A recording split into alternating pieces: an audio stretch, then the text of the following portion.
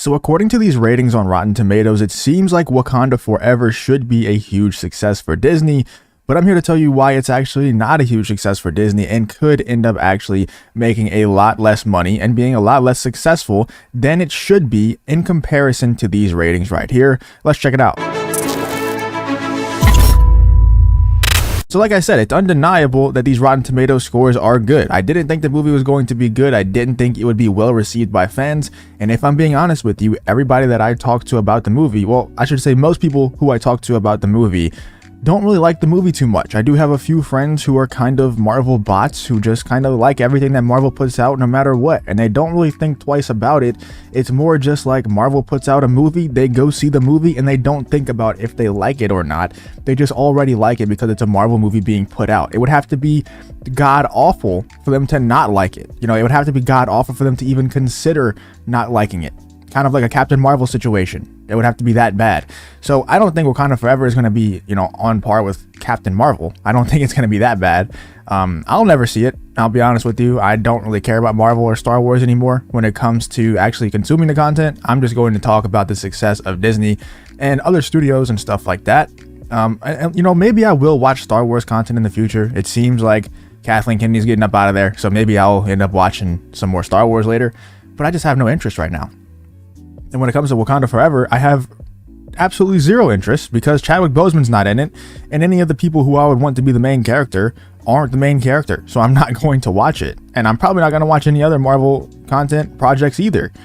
It's just not going to happen. But 84% critic score, really good. 94% audience score, extremely good. It's undeniable. Like I said, I talked to a lot of people, and nobody really likes this movie other than the Marvel bots. So that is kind of surprising to me. I'm not going to lie.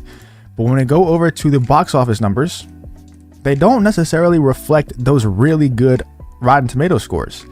They just don't. Weekend box office results, Black Panther Wakanda Forever dominates for a third week. Now, obviously, all these, publications, all these media outlets are going to be talking highly of Disney. They're going to try to make them look as best as possible. Wakanda Forever dominates for a third week is kind of a very big overstatement. There's not much competition out there right now. Marvel movie takes in $64 million for the 5-day holiday, gunning to pass $400 million. Netflix's Glass Onion and Knives Out mystery surprises, while Disney's animated Strange World disappoints. Disney's in trouble right now. We'll talk more about that a little bit later, but Disney's in some big trouble right now, and in more than one way. It's not just how much money their movies are making at the box office. They're also just in some trouble, could be even legal trouble when it comes to Bob Chapek and what he did for the company. We'll talk about that in just 1 second. Remember the days when Disney would open a new film over Thanksgiving week, and it would lead the way for family viewing over the holiday? Well, that still basically happened this week, only it wasn't a new opening from the Mouse House that got people out of their own. That appeared to be a given, even with the tradition being the way it is, but this is not the time for Moana, Coco, or even Enchanted. Animated sci-fi has its issues drawing in big crowds over the years, and 2022 has proven to not be so different. Disney may have the #1 film in the country for a third straight week and may continue to do so well through January, but between Lightyear and this weekend, it must feel like a strange world after all in some respect. Before looking at the bad news, let us acknowledge that Black Panther Wakanda Forever. See what I mean? Before we look at the bad news, let's tell you why Disney's the greatest, and then we'll be honest with you after. Black Panther Wakanda Forever is #1 for the third straight week, but probably will be, and also probably will be for the next two as well. Another $45.9 million over the weekend and $64 million for the 5-day holiday brings the total to $367.6 million. I think that's domestic. I don't think that's total. I think they're around $600 million, right? For total. I'm pretty sure. That is the 18th best total ever for a film after 17 days. While it is looking forward, which seems really good, right? The 18th best total for a film ever after 17 days. That sounds really good. But a lot of those are Marvel movies, man. So it's, in comparison to the other Marvel movies, it's not doing extremely well. It's not doing horribly. I don't think that, they're not going to lose money on this movie, but they're definitely not going to make what they should be making out of Marvel projects. There's just no denying it. They should be automatic $1 billion movies. We're not in the pandy anymore. These movies should be automatic $1 billion movies like they used to be, and they're not, because they're being very, very poorly made. And there's people like me who just have extreme apathy, not just to Star Wars, but also to Marvel and anything else that these big studios are putting out. I have no interest. It's extreme apathy to a level that I've never experienced in my life when it comes to these IPs that I used to love. There has never been a feeling like this where I'm not mad about it. I'm not sad about it. It's just apathy. I don't care at all. What I do care about is chaos and seeing this studio, Disney, fail. That has been ruining all these IPs that I love. While it's looking forward to add to its total, take a moment to look back at what we said last week about its long-term prospects. The lowest 17-day gross to reach $500 million. That did not have the name of James Cameron behind it. Was Disney's 2017 live-action Beauty and the Beast with $393.3 million. Wakanda is nearly $26 million behind that, even if it managed to surpass Beauty's $45.4 million second weekend. Numbers are likely to drop off pretty sharply next weekend, and Wakanda would need to get almost $431 million to keep up with Beauty. As predicted though, Wakanda is looking a lot more like Avengers Age of Ultron, which had $372 million after 17 days, and a $38.8 million third weekend. Ultron finished with $459 million, and Wakanda may end up about $5 million on either side of that. So yeah, that is domestically they're talking about, which, not horrible. I'm actually not sure. I probably should have known this before I started recording, but I'm not sure if Wakanda Forever released in China or not. I don't think it did.